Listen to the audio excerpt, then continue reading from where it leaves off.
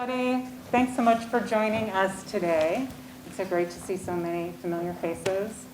I'm Tracy Adler, the Johnson Pope Director of the Welland Museum of Art and the curator of Sarah Oppenheimer's Sensitive Machine. So if you have not yet, please come over and see the exhibition. It's currently on view. We're really excited for this conversation today between Sarah Oppenheimer and Suzanne Keen, who's the Dean of Faculty here at Hamilton.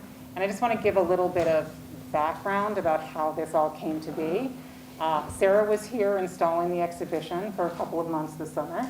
And throughout that time, Suzanne was coming over and seeing the progress and being in dialogue with us. And the conversations that she had with Sarah were so dynamic, and they found real points of contact between Suzanne's work in empathy in the novel and Sarah's work in terms of the sensitive machine. So that is how the event today came into being. I'm just going to read a little bit about both of our participants today, and then leave it to them for this open dialogue, which is like a fireside chat meant to feel casual and interesting.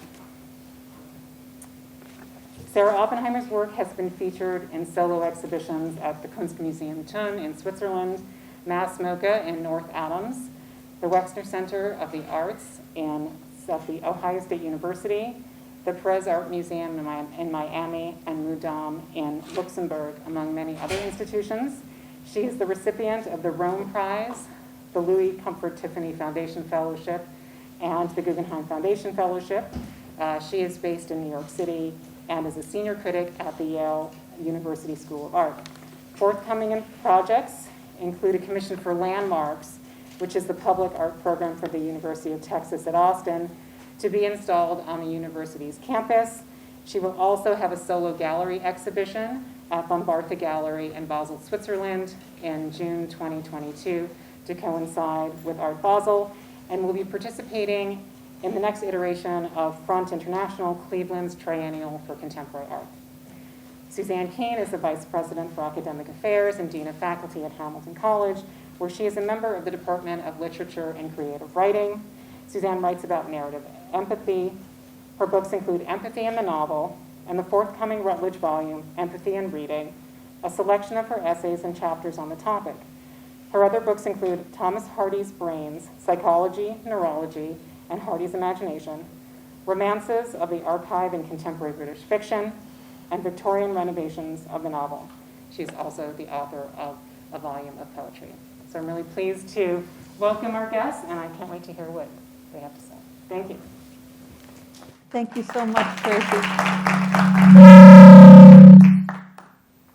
Was that me? Okay. Sarah has asked me to begin, and it's not really a beginning, it's actually a continuation, because now for months, I think it's safe to say, we have been having conversations about her work and about my interests in empathy. And so what I'm going to try to do to begin us is just to catch you up a little bit on some of the terminology that I was using in our early conversations, which then led to question after question and exchange after exchange, and we're just going to try to bring you into the flow of that discourse and then invite you into it in the second part when you can ask, I hope you'll ask Sarah questions. I'm happy to field questions, but I think that it's really special to have her here, and I will say, first of all, that I'm so honored and delighted to have been asked to participate in this event. So thank you, Tracy, and thank you, Sarah. So when I studied empathy, one of the things that I learned about it is that the way we think about empathy today, which is to say a feeling that we have which matches up to the feeling of another, usually another person, sometimes an animal, but we usually think about empathy as an interpersonal sharing of feelings, sometimes also of thinking, so feelings and thoughts that match up between people usually. But back in the day, in the early 20th century, when the idea of empathy was first theorized using that word, empathy, it actually came out of a psychological and philosophical tradition of German aestheticians. These were people in the late 19th century in Germany who were studying all sorts of things about perception. And they used a German word, Einfühlung, which means feeling into. And when they first thought about empathy in the English language context, they were translating that word Einfühlung, feeling into. And here's the weird bit. They weren't really thinking so much at the time about people feeling into the perspectives of other people.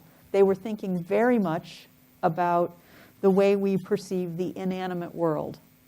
So the way a human being experiences a mountain or a wall or so a built structure or a natural structure, the way we respond to with our bodies and our feelings those inanimate objects, sometimes feeling into them and imagining perspectives, even emotions that those inanimate objects might be having.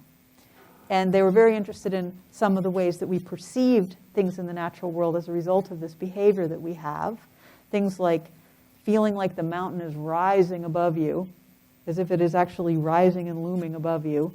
And actually, it's not doing that at all. It's just our feeling that is making that sensation happen. So we had been having a conversation about that early understanding of empathy, Einfühlung, for inanimate objects. And this was a dinner conversation. And I sort of said, well, this actually has a lot to do with your work, Sarah, this idea of a human response that's emotive and feeling and is responsive to something that maybe is in motion. And at this point, I hadn't yet seen the show, the full show, as you can now see it today. I'd seen a mock-up of it, I'd seen some drawings, I'd heard Sarah talk about it, but I just thought, hey, this might have something to do with your work. And so then Sarah said, so in response to this conversation, I said, Suzanne, I've really been interested in the possibility and the thinking about, let's say, the built, constructed environment as constantly changing and moving, much like a living organism. In fact, I think that the built, constructed environment is constantly living and moving. It's just that we don't perceive it. It has its own, what I think of as a time scale. So, for example, as this building cools down, as winter sort of sets in, different parts, materials of this building are going to contract, and there'll be a sort of shift in the entire envelope of the structure. But because it happens so slowly, so gradually, we don't sort of witness that change.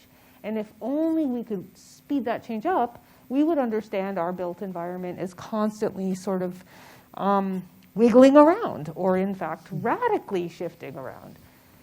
And in that regard, I was struck by your comments, Suzanne, and I was thinking, oh, it's really striking, because actually what I want of our sort of in reconceptualizing this, I don't want to just throw this out as a conceptual gambit so that everybody can think, oh yeah, the building's moving too. Oh yeah, the rock's moving too. I want us to be able to sense that. And in sensing that sort of change, we're almost able to project some kind of animus into what we think of as inanimate. And I was incredibly excited by the possibility of absorbing this language as a way of thinking about how we might encounter this. And actually, something else that has really followed this project, and sort of this project has emerged out of, is troubling our boundedness. So I believe I was talking to you about a course I was teaching, and the course is sort of the source of the title of the exhibition. The course is called Sensitive Machine, and I had asked a number of participants to build kind of bodily prosthetics where they would have to sort of extend a single gesture of their own body, but then that gesture they'd have to design this prosthetic so that the gesture was controlled by others. And so I became interested in how through this inanimate thing, this like prosthetic limb or stick or kind of joint, we could sense each other. And we could sense not just each other, but a kind of shared dynamic self. And that seemed totally aligned with this concept of Untitled. It did, and it prompted me to use a phrase that I have learned from my reading of neuroscience, which is that in our bodies, and particularly in the part of our body that is our brain, we have the brain system that's made up of, among other parts, mirror neurons. Some of you who are neuroscience students will know about this. And the mirror neurons in our brain enable us to have something with other people, other animals, and we'll see how far we want to take this, but certainly with other people we have what we call a shared manifold for intersubjectivity. So that what that means is that both parties have a kind of system inside their brains that enable them to project out and meet with others in intersubjectivity, this shared set of feelings and thoughts. And it's how we do a lot of unconscious work of understanding one another. It's incredibly important for communication and for being in groups together. And so we talked a little bit about those ideas. When I first saw the show fully there, all 4 instruments present, of course it knocked my socks off at just the sheer beauty of the objects. Beautiful, beautiful objects. Then the first time I saw the show, there were a lot of people in the room, and every object was getting attention, and it was being manipulated by either a person or a group of people moving, and the lights were all, I hope you've all seen what it does. The lights are changing, and things that you're moving are moving not right in the immediate ambit, but something else is moving because so amazing stuff was happening. And then I felt very much as if we were the human visitors were in the presence of this group of beings. Like they felt like beings to me. And I think that it is something about our capacity as in our imagination to respond to what I'm still thinking of as the inanimate world, as if it has some kind of a being. And why I know that is because I came back to the show when there were fewer people present and only 2 of the instruments were moving. And I felt very strongly that the other ones were lonely. I don't know if any of you have had that experience in the show, that you feel like you have to hurry over to them and manipulate them too so that they don't feel neglected. And that sense that is anthropomorphizing when we give human feelings to things that don't possess human feelings. I think this show really strongly evokes not just our anthropomorphizing, but also, at least in my experience of it, a sense of kind of tenderness or care for these things that, and we can revisit a misunderstanding that I had. I referred to them as abstract. Why did I say that? I said they seem abstract because there are these big volumes of white and black balanced and arrayed in a way that just it reminds me of a lot of abstract art that I've seen. And Sarah said, and then I'll let her take over here, Sarah said, I don't think of them as abstract, I think of them as figural. And that was a very important moment for me in my thinking about the work, that it's figural. So I have thought a lot about how to develop a work that has time and how time has a scale. And so as I was describing earlier, if you have the building changing very slowly or you have something moving very quickly, if it falls outside of our range of perception, it seems stable. Or it seems as if there is no change, basically. And I think that there's something about imbuing the time of change into something that is scaled to us, the rhythm of us, our breathing, our moving, our sort of very dexterous manual gesture that makes it feel living and similar, and it brings it into a kind of bodily presence. And even if we're just talking about the light moving overhead and it's moving vertically in a way that a human being sort of cannot do, unless supported by another system, there's a cadence to the change that feels animated. And the other thing that's so amazing about watching that change in time for me is that the change is never constant. So if we had plugged this into a motor, if it was driven by a machine, you would have an RPM, right? And that RPM, the rotations per minute, would be stable, or it would be quantified. It would be broken into discrete stepping units. And the fact that it is always varying, not just because of the analog mechanical system, but actually because of the gait of the operator, the extension of the reach, the distraction the person who's operating it may have in the space, all of those things change the time. And it also raises one other thing that I think imbues the temporal life of the piece with a kind of human animus, which is oscillation. So if we think of all of the aspects of ourselves which are constantly sort of changing periodically, if you think of your heart, if you think of your breath, all of that change is just cyclical, and it also happens as a rhythm. And that rhythm is a sound, it's a vibration in the air, and I think it's a felt thing. And I have one other thing recently that I learned about, you can speak to this perhaps, about the early theorization of empathy in objects. It is that in thinking about structures, architecture specifically, there was an observation of how gravity worked in buildings.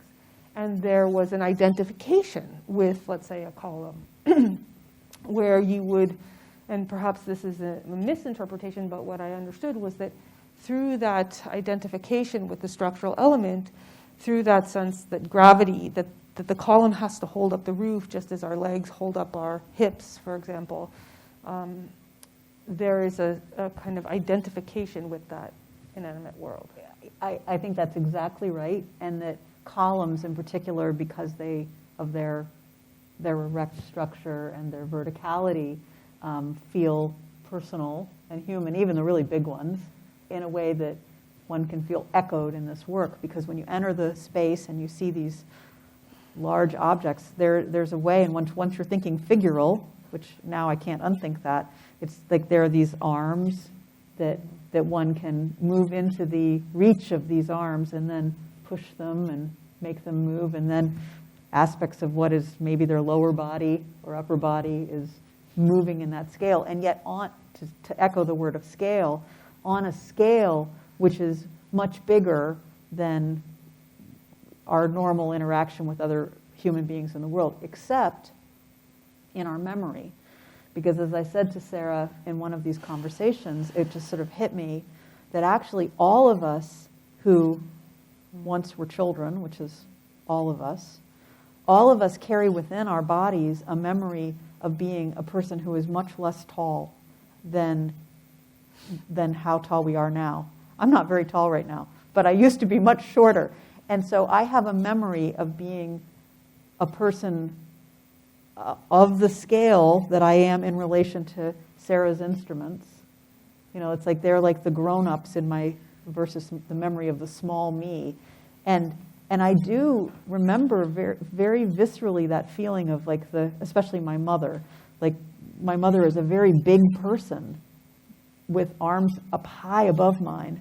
And I think that there's something about the scale of the work that evokes that sense of who we used to be as well as who we are when we're encountering. And that's a different form of time and temporality, but it's a kind of time and temporality that we carry in our own beings through our memory. And it's a funny kind of memory. It's not just our memory thoughts, but it's just our bodily memory, which isn't evoked all that often. But every once in a while you have one of those flashes of memory where you remember yourself as a much smaller person. And this work does that to me. It reminds me of a self that was, long ago self, more than 50 years ago, that tiny person. So I think that's an aspect of the experience of the work that's really powerful for me. And then these things are the sort of intimate and solitary responses to work that is monumental at that level. But there's another aspect of experiencing this work that I think has a lot to do with empathy, and that's how empathy helps coordinate the way a group behaves together. And I noticed it especially at the opening when there were lots of people in the room. But I've also noticed it in smaller groups when I've been back, that there's a way in which the people, whether they know one another or not, who are visiting the show together, kind of communicate without talking in order to make the exhibition come to life. And partly it's that thing of not wanting one of the instruments to be lonely, so that anthropomorphizing. But partly it's because you figure out that the more they're moving, the more interesting it gets. There's all sorts of things happening in the space because of that. And then I noticed that people have extremely different ways of relating to or interacting to the instruments themselves, kind of depending on their height. So my husband, who's really tall, he was sort of treating the beams that are the horizontals like viewfinders. I'm too short to really enjoy them that way. But he was like kind of peering at people at a distance through these viewfinders. I don't know if any of you have had that experience of the show. Because the hollow view that makes a kind of almost like it reminded me a little of those things they have at national parks, those big metal things that you look through the little dog, you put the quarter in and then you get to see the view. A view that's not just any view, it's the view that's constrained by the other end of that beam. And then it felt like these instruments were devices for taking a group of strangers and then activating that shared manifold for intersubjectivity and bringing us together and helping us feel one another's presence, not just the presence of these beautiful objects, but also all of us who are gathered responding to it.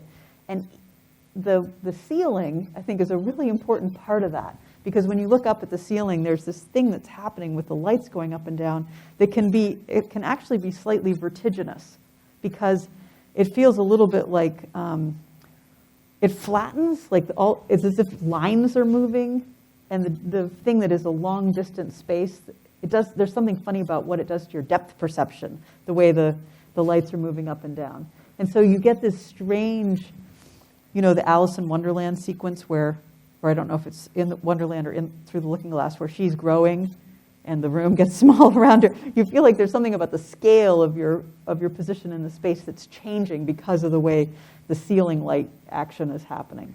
I don't know if others have experienced that. So I have so many things to say about Take it away. About how this ties together, and I want to make sure to respond to this idea of the child scale. And also the memory, what you're saying is so interesting to me, the memory of that scale, and then how memory works in the piece. But I want to start with your last point about the ceiling, because I was in deep conversation about the ceiling today, and about how what's happening in the ceiling is very strange, and it has to do with perspectival space. And I had never thought about this before, which is because the lights are distributed evenly. As you change the interval, you are thereby creating a very gradual perspectival distortion. And that distortion of that receding sort of set of lines is what flattens or expands or contracts your scale. And it is almost like these weird fisheye pockets form in the space as you're manipulating the instruments, and it changes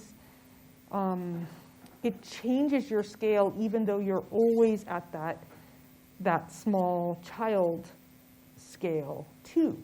And then to go to the comment you were talking about, moving around, looking through the piece, that makes me think that the whole work is about, in part, a frame of reference. And when you are walking through the piece with your head sort of stuck in this long sort of hollow beam, what I refer to as an input, if you follow the piece visually, you have this stable frame, basically this black box, but the world through that frame changes. And so in each position, you're always locating yourself with one aspect of either the instrument or the room. It's like, are you stable with the room? Are you stable with the instrument? Is the room stable with itself? And so all of these frames, and I think this must have to do with a kind of empathic response, where you are sort of identifying self and where you are identifying other is about where you're moving and what is moving in relation to you and how it's moving in relation to you. And that's really fascinating. Well, I think that's true, and I think I observed that in a different way, especially in the opening when there were so many people there, because some small number were manipulating the 4 instruments, and many were watching what was going on. And there's the instrument that's, I think of it as being in the kitty corner far end of the show. It does something that it almost looks like it's going to collide or whack somebody on the head. You know, like there's some motion that it's doing that seems, and I could see people kind of doing this flinchy thing at a distance from it because they could see that it was moving in a way and there was a person there. And they're doing that sort of like watch out, it's going to hit you in the head. It wouldn't, and it wouldn't hit itself, and it wouldn't hit anybody in the head. But you can see people in the space responding to things that are happening at a distance with that thing that we do. Like we see somebody who's off balance, and we kind of correct to help them get on balance, even though our doing that is not going to help them. That's our mirror neuron system in action. There's a phrase for this. It's called motor mimicry, when we find ourselves physically, involuntarily, often not even being aware of it, physically imitating either an action or a sound or an expression that somebody else has, and it can be with things that are inanimate. Motor mimicry can work that way. You see it in IMAX movie theaters. Have you all had that experience where it's like everybody in the whole show is like leaning over together because the IMAX is making you feel like you're in the physical space?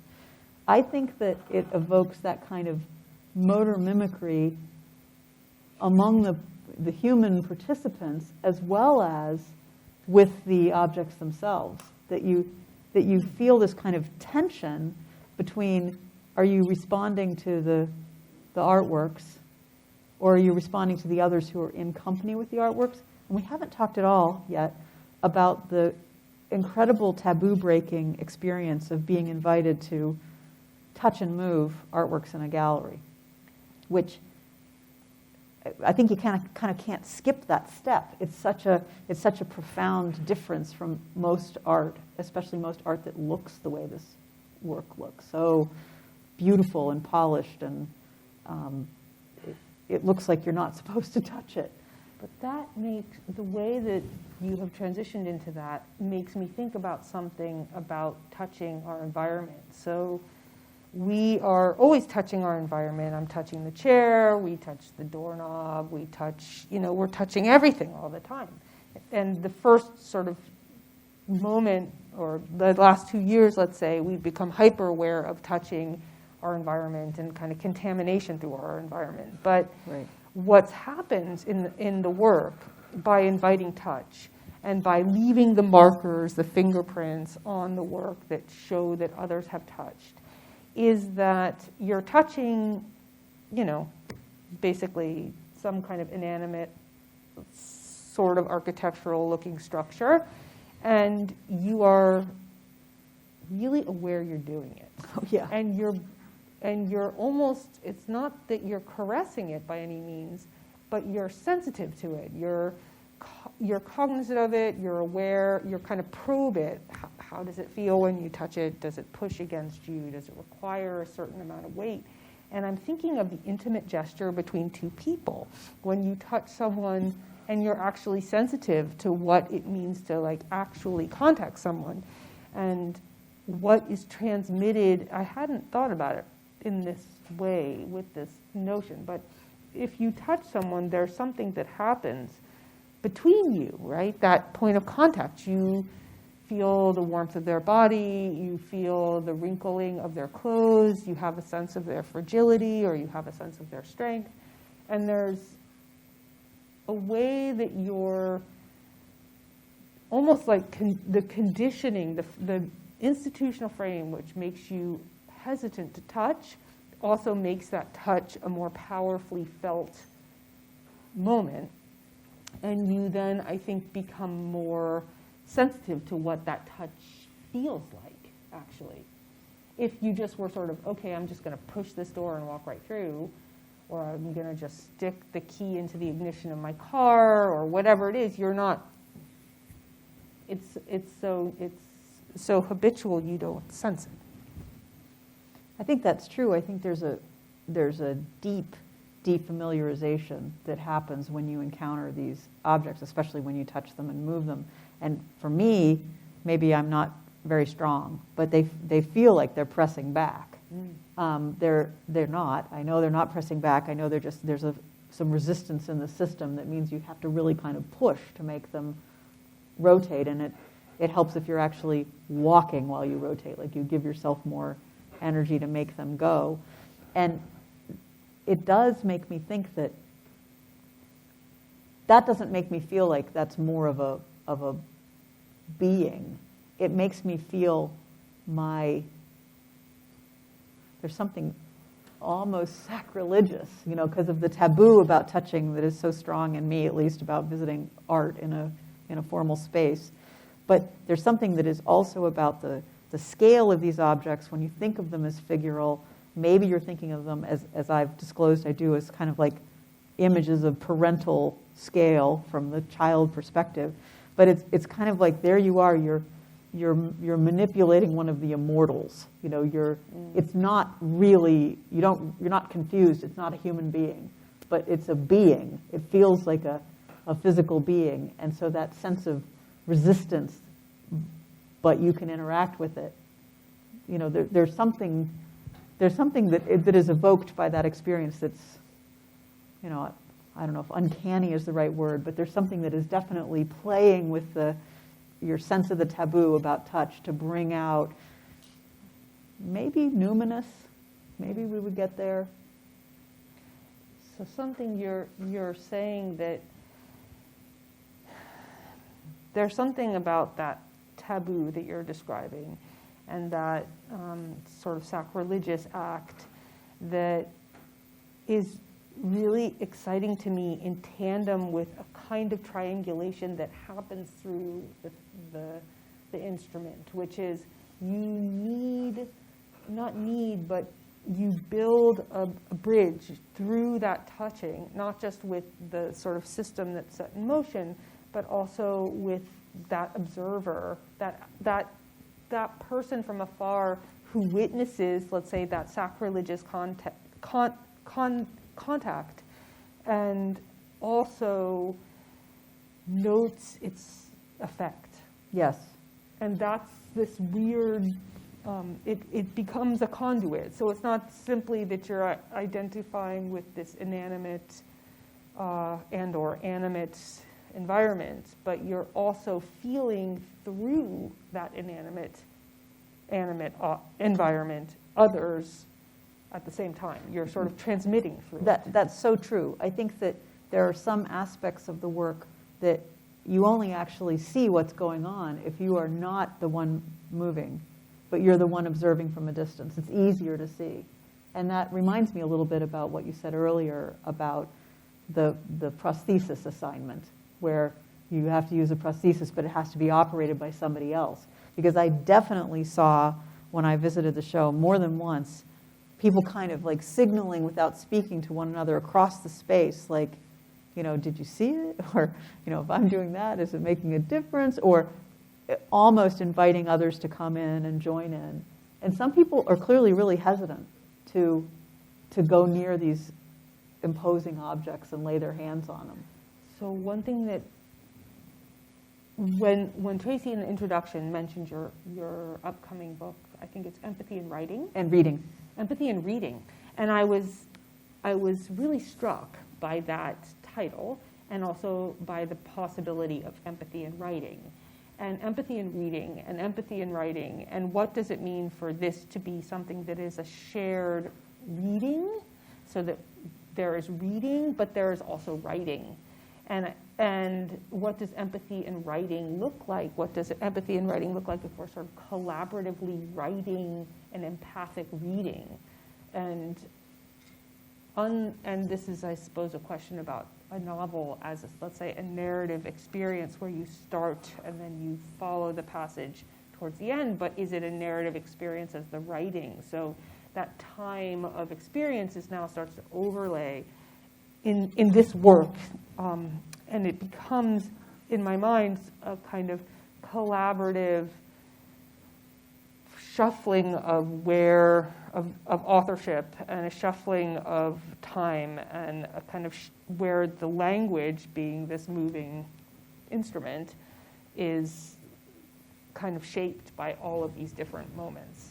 It's such a great question, and of course there's a million things to say about reading and writing and empathy and narrative. These are non-narrative works, but there's a kind of temporal drama that is always changing as people come and interact in time and in space with the work. So I think there's some overlap. Where I would find the overlap as a theorist of empathy would be in the notion of co-creation, because it is my view that when we as readers come to fiction, a writer has made those words on a page, and then with the writer we co-create the imaginative world that is generated by reading. It's inert without us as readers, but the writer is not in complete control of what we do in our minds when we actually read the work. We co-create. And so I think that what I've witnessed in the show, in the gallery, is co-creation, but of many parties. And of course, you as the artist who created these objects, and then all the collaborators who helped make it come into being, are important pieces of that co-creative work.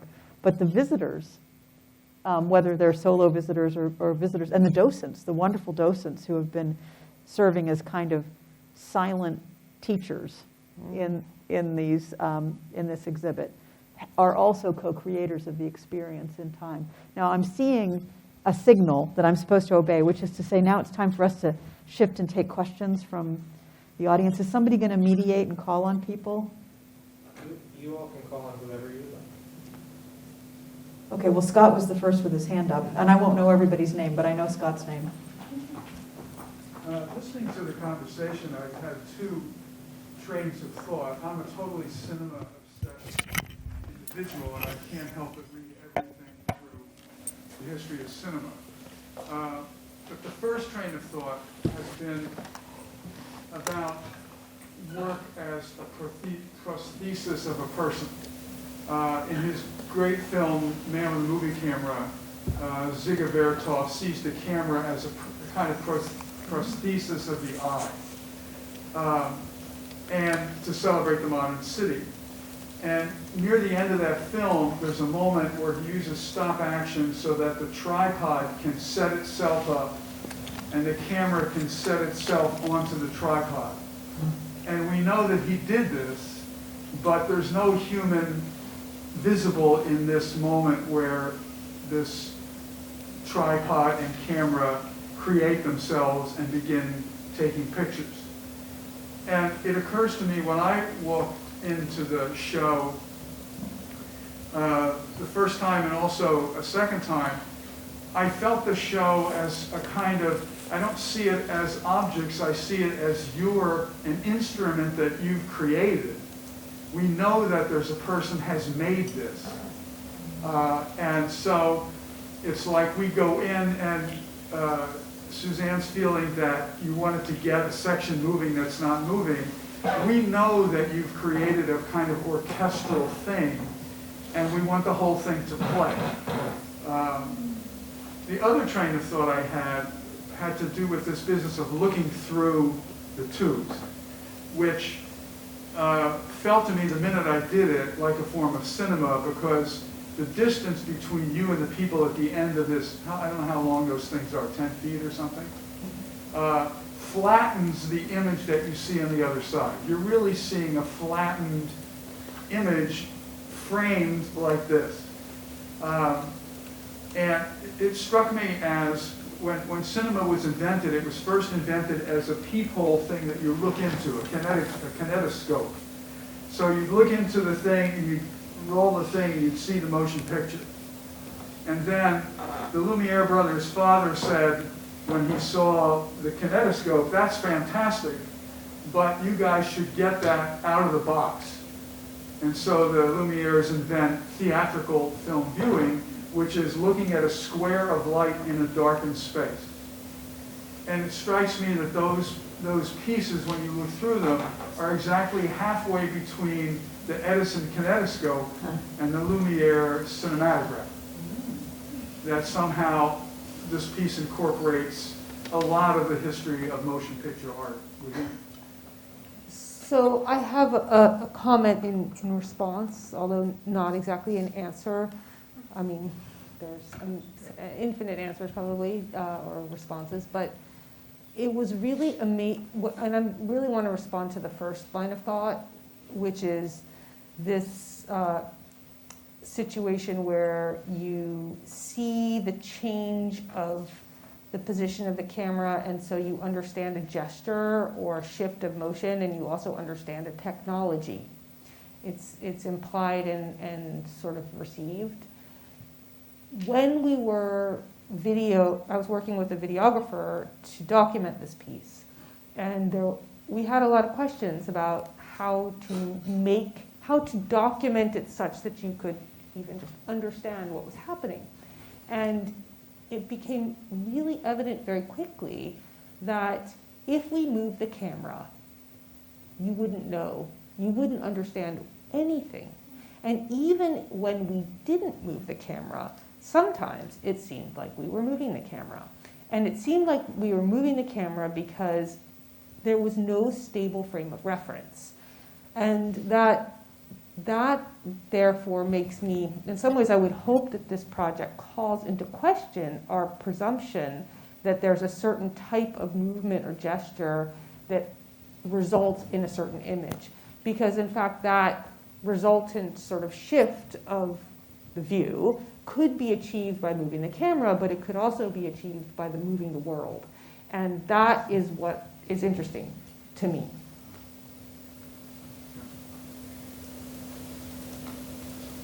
I'm hoping that a student will have a question. Yes. Jesse Gross. I am an Asian Studies concentrator here, and part of my studies are Imperial Chinese history. And my thought kind of went to some of the rituals that are enacted in the Tang Dynasty in basically 900 CE, when you guys were talking about sacrilege. And also the fact that when the pieces are moving, you anthropomorphize them. Sorry, that was not quite right. But in these ancient rituals, there are spirit tablets, which are supposed to enshrine an ancestor, and they're put in very specific places. And then a ritual is conducted, and it's supposed to evoke the spirit. And so these tablets, which are objects, not people, but that are inscribed, are said to literally show visuals of a spirit being there. And there's movement described in ritual accounts of the space, even though the space is a static place. Typically, I'm thinking of the heaven altar, which is a circular space. But it's interesting that this is something that happened more than 1,000 years ago, and yet it's very reminiscent of the things you're kind of grappling with now. Wow.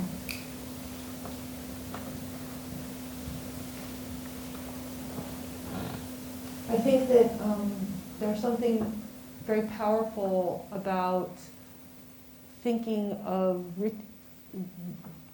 the possibility of ritual in relation to this as a sort of social and cultural consensus and shared knowledge that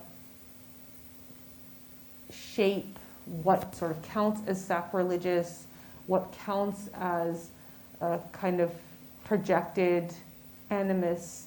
And there's a certain type of social convention that we can, or rather, we can root that in a kind of neurological or biological system, but we can also root that, I think, in a certain type of cultural consensus, and I think that's really fascinating. I mean, it does make you wonder, I think, a basic question about how differently would this work be perceived if it were located in different parts of the world, if the visitors were people who were coming with a different cultural preset. Maybe there is a part of the world where it's normal to walk in and touch the art, or maybe there is a part of the world where people would not understand the things that I think we understand about the work.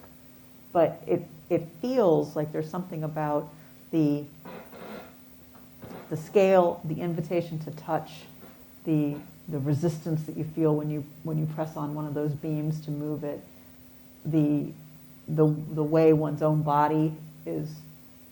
perception of one's own body is manipulated by being in the space, whether alone or with others. It feels like the counters of the game that we're playing in there are very close to human universals. Mm. And so I do wonder. On that note, during the probationary period of the work, how did the idea of differentiating different cultural lexicons between groups affect your idea of how you wanted to create the pieces in question?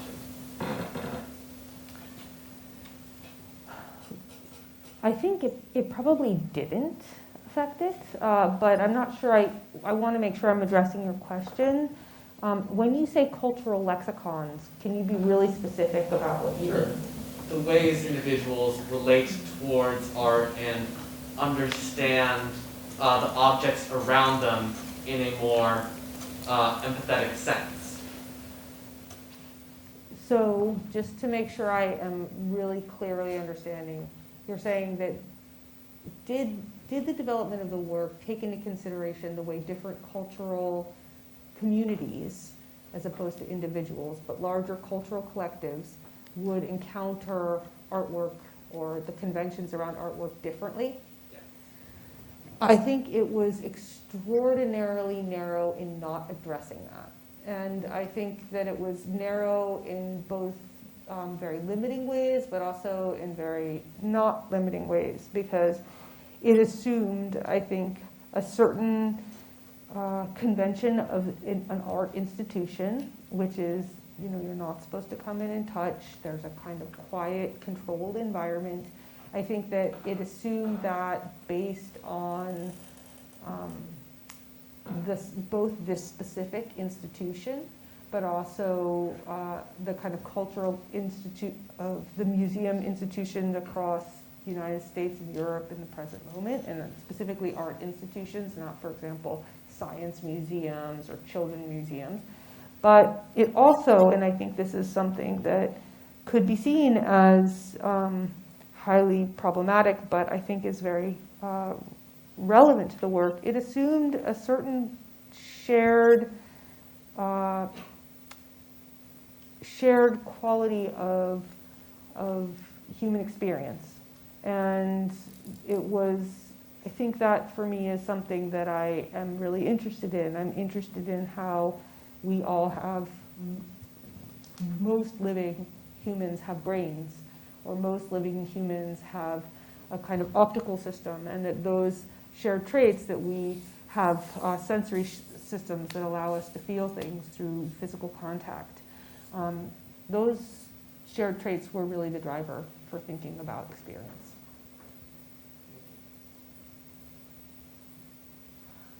I think we have time for one more question. Anna? Yeah, this conversation really makes me think of Sarah Oppenheimer, a queer theorist's work, Queer Phenomenology, and she defines queer as a spatial term, and this just really looks like queer temporality and how certain bodies are allowed to extend into certain spaces or whatnot. So I was just wondering if you had ever thought of a queer reading of the work.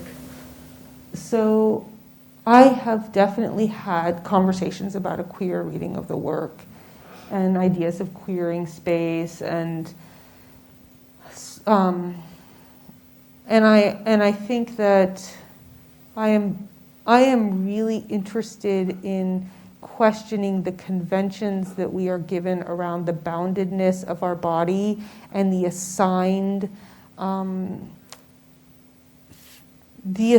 scope, the assigned kind of habitation, the extent of self, the space that we are sort of allowed to and not allowed to occupy, and also the space that we assign to things, the space of that chair, the space of that electric opening in the floor, that we prescribe them through a known set of codes. And I think that if we were to imagine this term queering space as a kind of dissolution of or contamination of that boundary, then I think that that is extraordinarily relevant to this project.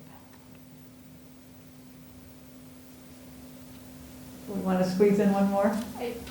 Sure. I mean, just been in the mention of that, I know I do martial arts, and there's a lot of things of like focus meditation where the exercise is really like concentrating on yourself in just your thumb, and then your body, and then imagine your body as the entire room, and then yourself in the wider space of the environment. And I guess in that sort of mental state of meditation and how that might fit into the way in terms of the physicality versus that sort of mental imagining as just a point of focus or exercise there. If you had, I guess, comment on how that really sort of fit in with the work and what you thought of that in terms of that connection between, in some cases, the spiritual aspects, mental, into the physical creation. So what you're describing makes me think of what I think of as one of the great failures of this piece, and the most generative failure of this piece is I had really hoped to have some of the motion be much more extreme. I wanted to say linear travel per cycle to be greater. And I couldn't figure out how to do that without really changing the tactility of the system. And it meant that everything had to move within a very narrow bandwidth. And that is so wonderful because that narrow bandwidth required us to slow down and requires us to pay attention, and it means that things are not immediately obvious. So what you're describing about focusing your mind on your thumb and extending your thumb to, the scale of the room, extending your sense of self, in some ways has to do with, as I see it, not being a practitioner, a slowing down so that you can become aware. And I think that the speed of things is really tuned to that question. I think that's a great place to stop. Thank you so much.